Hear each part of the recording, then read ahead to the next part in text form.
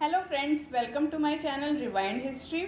पिछली क्लासेस में हम लोगों ने देखा था कि इतिहास किसे कहते हैं और विद्वानों ने या इतिहासकारों ने इतिहास को विभाजित करके उसका अध्ययन करने की शैली का प्रारंभ क्यों किया।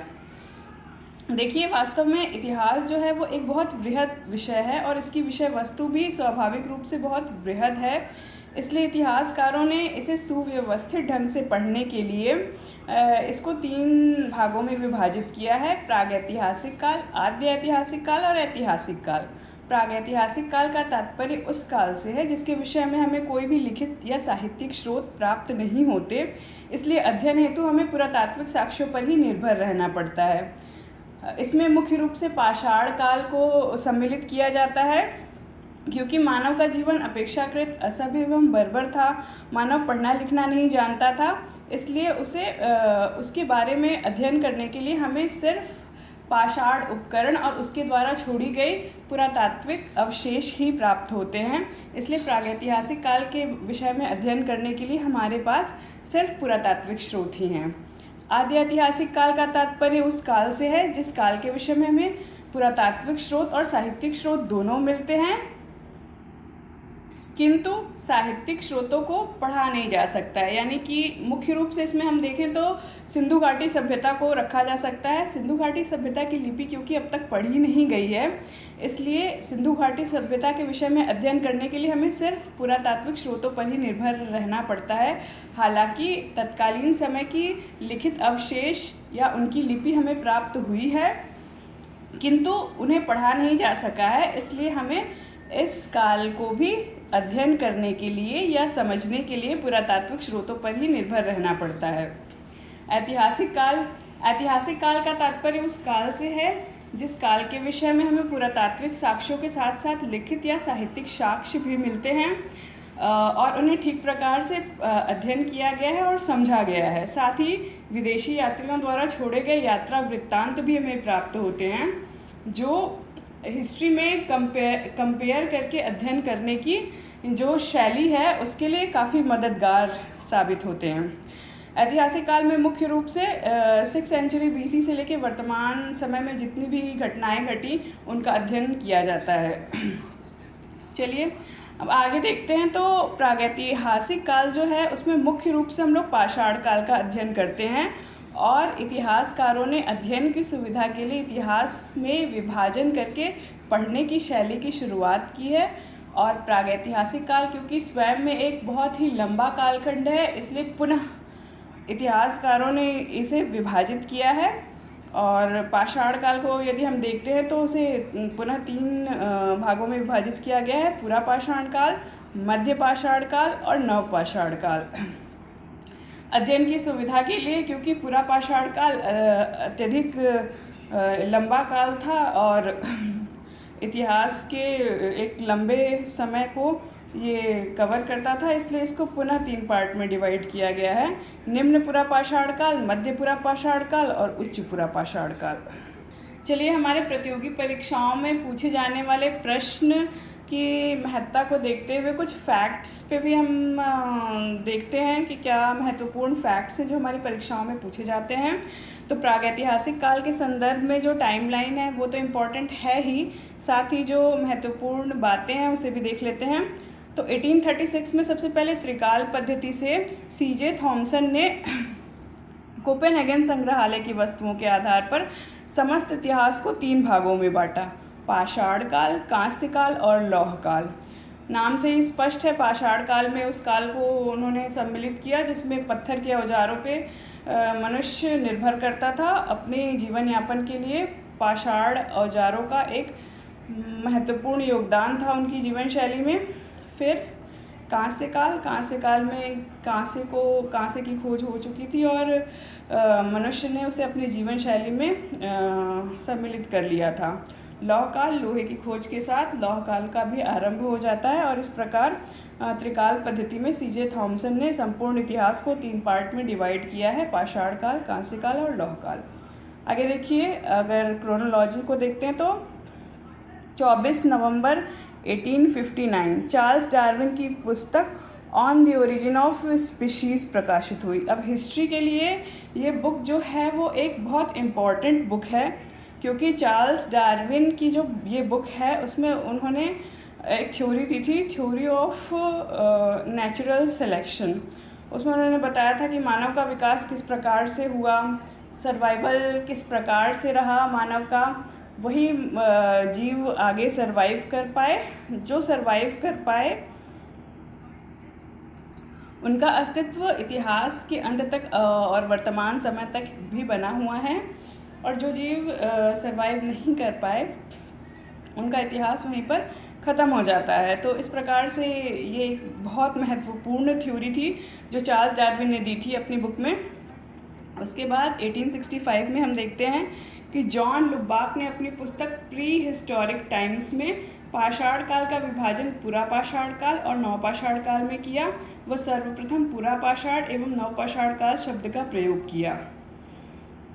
अब देखिए, इतिहासकार या चाहे जो भी इतिहासकार हो या जो भी विद्वान हो, उन्होंने अपने अपने तरीके से इतिहास को विभाजित करने का प्रयास किया है, और संभवतः उसका एक ही कारण है कि इतिहास जो है वो इतना वृहद है, उसकी विषय वस्तु इतनी वृहद है कि उसे विभाजित करके ही पढ़ा जा सकता है। उसे सुव्यवस्थित ढंग से समझने के लिए और अध्ययन की सुविधा के लिए उसे विभाजित करना अत्यंत आवश्यक हो जाता है।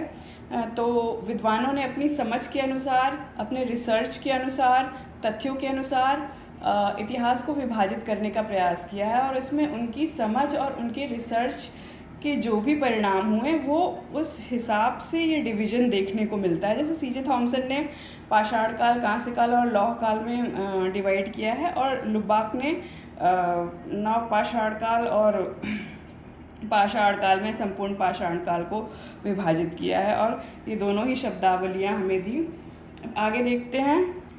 देखिए, 1961 में कॉमसन और ब्रैडवुड ने भी नवपाषाण काल तक के समय को 3 भागों में बांटा है: पुरा पाषाण काल, मध्य पाषाण काल और नवपाषाण काल। नवपाषाण काल का तात्पर्य उस काल से जब मानव ने कृषि करना सीख लिया था, वो स्थायी रूप से रहना सीख लिया था, और वो खाद्य संग्राहक से खाद्य उत्पादक की कैटेगरी में आ चुका था। 1970 के लगभग हम देखते हैं कि एडोल्फ लार्टेट ने पुरा पाषाण काल को पुनः 3 भागों में विभाजित किया: निम्न पुरा पाषाण काल, मध्य पुरा पाषाण काल और उच्च पुरा पाषाण काल। पुरातत्व की दृष्टि से और इतिहास की दृष्टि से, यानी समग्र इतिहास की दृष्टि से यदि हम देखें तो एक क्रोनोलॉजी जो है वो बार बार एग्ज़ाम्स में पूछी जाती है, और हमारे लिए अध्ययन की दृष्टि से भी ये क्रोनोलॉजी बहुत इम्पॉर्टेंट है। तो देखते हैं कि 1863 में जो रॉबर्ट ब्रूस फूट हैं, उन्हें भारतीय प्रागैतिहास का पिता भी कहा जाता है, या father of pre historic archaeology भी कहा जाता है। वो एक भूगर्भ वैज्ञानिक एवं पुरातत्वविद थे। उन्होंने सर्वप्रथम पाषाणोपकरण 1863 में मद्रास के पास स्थित पल्लवरम नामक स्थान से ढूंढा था, और वहाँ से उन्हें एक हैंड-एक्स मिला था। हैंड-एक्स जो है वो एक बाईफेशियल औजार होता है, यानी उस दुधारी होता है, उसके दोनों तरफ धार होती है, और मनुष्य निम्न पुरापाषाण काल से ही इस उपकरण का इस्तेमाल करते हुए आया था शिकार के लिए और अपने भोजन को संग्रहण करने के लिए। अभी तक हम लोगों ने देखा कि विभिन्न इतिहासकारों और विद्वानों ने अपनी समझ के और अपने अध्ययन के, अपने अनुसंधान के आधार पर किस प्रकार से इतिहास को विभाजित करने का प्रयत्न किया, और अध्ययन की दृष्टि से उन्होंने किस प्रकार इतिहास को सुव्यवस्थित करने का प्रयास किया। अब हम देखेंगे कि जो स्टोन एज था या पाषाण काल था, जिसका नाम ही पाषाण काल इसलिए है क्योंकि इस समय पत्थर के औजार जो हैं वो मानव की जीवन शैली का एक बहुत महत्वपूर्ण हिस्सा थे। तो इस पाषाण काल में ये जो पाषाण उपकरण थे, जो मानव के जीवन का अमिट हिस्सा थे या बहुत ही अत्यंत महत्वपूर्ण हिस्सा थे, वो किस प्रकार से बन रहे थे या उनका क्या पैटर्न था। तो आइए उसको देखते हैं। पूरा पाषाण काल जो मुख्य रूप से प्लीस्टोसीन एरा से संबंधित है, और इसको हम लोग फर्दर भी डिवाइड करते हैं निम्न पुरा पाषाण काल, मध्य पुरा पाषाण काल और उच्च पुरा पाषाण काल में। तो जो निम्न पुरा पाषाण काल के उपकरण हमें प्राप्त होते हैं वो मुख्य रूप से कोर पे बनाए गए हैं। जब पत्थर के एक बड़े टुकड़े से मनुष्य एक बड़े टुकड़े को ही औजार के रूप में इस्तेमाल करता था तो उसे हम लोग कोर टूल्स कहते थे। और निम्न पुरापाषाण काल में इस प्रकार के औजारों की अधिकता दिखाई देती है। मध्य पुरापाषाण काल में उसने एक बड़े पत्थर से तोड़कर चिप्पड़ निकालने या फ्लेक्स निकालने की तकनीक को सीख लिया था और अब उसके औजार अपेक्षाकृत परिष्कृत और ज़्यादा प्रभावशाली हो गए थे, छोटे हो गए थे तो हैंडी भी थे। तो मध्य पुरापाषाण काल में जो हम लोग देखते हैं उसके औजार थे वो फ्लेक टूल्स थे, यानी फ्लेक पर बने हुए थे। उच्च पुरापाषाण काल में उसने फ्लेक्स को और नुकीला बनाया, धारदार बनाया और शिकार करने के लिए और भी सहज बनाया और उसने अपने औजारों को मुख्य रूप से ब्लेड्स पर बनाया। ब्लेड्स को अब और छोटा आकार देने की कोशिश की गई मध्यपाषाण काल में। मध्यपाषाण काल जो है उसमें हम लोग देखते हैं कि ब्लेडलेट टूल्स दिखाई देते हैं, जिन ब्लेडलेट्स पे बने हुए टूल्स जिनको हम माइक्रोलिथिक टूल्स भी कहते हैं। इनका आकार बहुत छोटा होता था और ये संभवतः फेंक कर किसी जानवर को मारने के काम आते होंगे।